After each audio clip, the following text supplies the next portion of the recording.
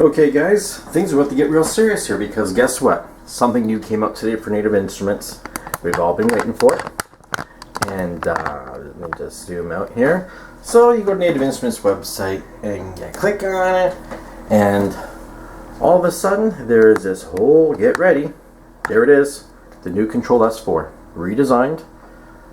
And they made a new S2 as well. How about that? So it works with Traktor Pro 2, of course, and it now works with Traktor DJ as well. So you can control it all, so they say. So I'm not going to plug the rest of their stuff here because we don't really care about that. What I am going to tell you right off the bat, very quickly, I'm going to turn a light on here. We shed some light on the things. Let's take a look at the current S4 right now. Let me tell you what I've read about it so far, so you guys know. So right off the bat, they've put some RGB lights and made these things kind of like everything else, you know what I mean, to match up with the X1 and the F1s, of course. So you can color code your stuff so you know what's a hot cue, you know what a hot loop is. And of course with your remix decks, the one thing I'm not 100% sure about yet is they say you can control the remix decks. And I can here as well too, except they called them sample decks back then because I only had control over the first 4. I didn't notice any knob on that S4 to allow me to shift between page 4 rows times, shit, that'd be a lot of pages because you can only go, and I'll give you an example. If we look up at the F1 here, think about it. That's a lot of bullshit. You would still, so you have a row, then you got to switch to your next row, then your next row, then your next row, then your next row, then your next row, then your next row, then your next row, then your next row, then your next row, then your next row, then your next row, then your next row, then your next row, then your next row, then your next row. Obviously, that would be a really stupid way to control remix decks if you're actually using them like remix decks and making full use of all 64 pads, right? So even if that existed, who gives a shit? Because you're not getting any more functionality out of it. You still only have control over 4 samples, just like with the Z2 there. You only have control over 4 on these colored pads. So my advice, pick up an F1 if you want to run remix decks properly. That makes more sense, right? Okay, the other thing they said is they made a higher resolution jog wheel. Like,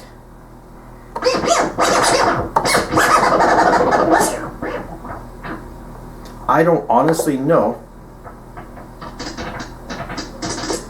how much higher resolution do you need.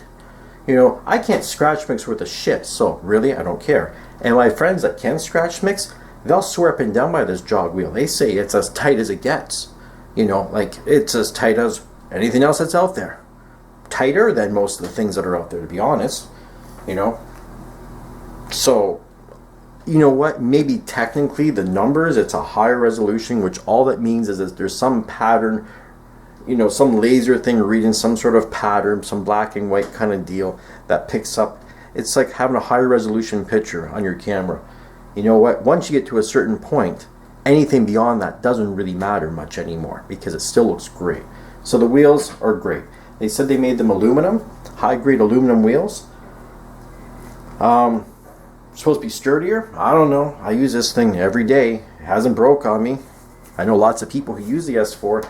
That wheel, it works well. They say they made it sturdier. I don't know what that means exactly because this is pretty sturdy. They said they reinforced the knobs. You know what? Like my knobs, they have what you would expect to have in the way of a wiggle. They're solid, man. I don't know what you're reinforcing. That's a great way to say I want to sell a new controller, and they didn't change shit. They didn't put an output. They didn't put like a booth output, which most people wanted. At least I didn't see that, so if it's there, I'm sorry, but it wasn't apparent. You still have your loop recorder, which I'm glad they did because I was afraid you're going to lose that functionality. They didn't say any, they didn't change any faders, I don't think. And you know what? This thing here works well. I had an Allen Heath sitting here the other day, and the faders and everything, volume faders, were sticky and shit, and that might have just been that particular unit, but I'm just saying. This thing here is pretty solid.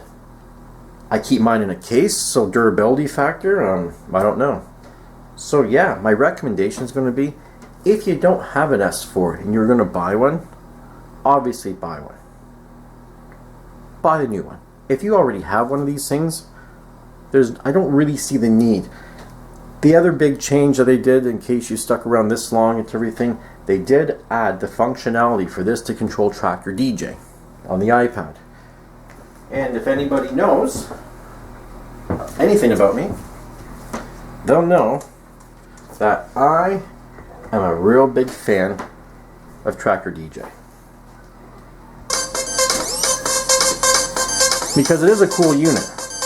The one thing I have to say though, and I was kind of hoping they were going to make some sort of controller with the jog wheels and everything that this thing would just kind of slide into.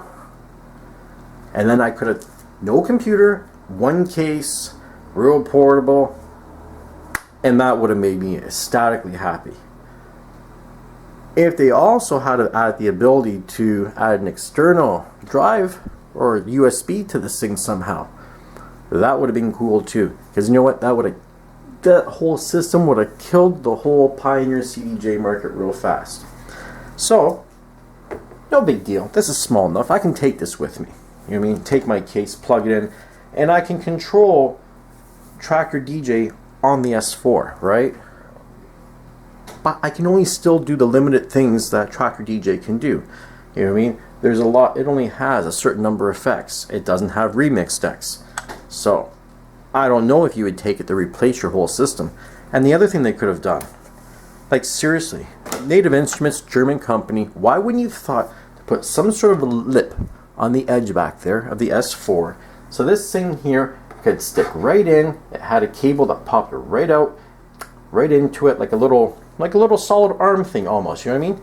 You could have clicked it in there, made it adjustable, so you could angle it where you wanted it. That would have been a very cool thing. I wouldn't be surprised if you see some little add-on in the near future that kind of just sits underneath it. That's just an iPad DJ stand for your S4, right? That wouldn't shock me at all. You know what? You do have functionality over the freezes and all that stuff that the Traktor DJ does, but you know what? Honestly, I'm not that excited. I'm not that impressed. I still like this S4 controller. The great thing, there's probably going to be a lot of people putting their controllers up for sale for a really good deal so they can go buy the new one. So on that note, I would honestly say, just buy the old one. It still works fine. These guys can't do any new tricks. Oh, it's got a flux button. Oh, that's fine. You know what?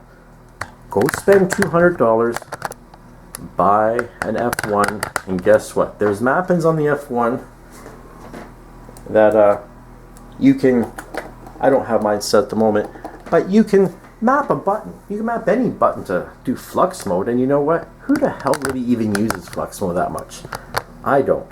I do all my auto loops and stuff using the beat masher buttons.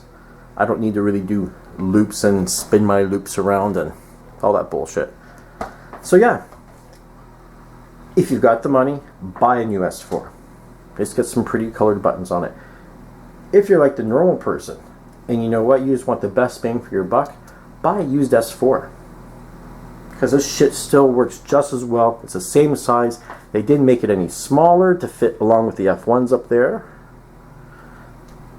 So Native Instruments, you didn't impress me this time around. Sorry. But I'm glad, because that means my S4 is still relevant and I don't need to run out and buy a new one. Talk to you guys later.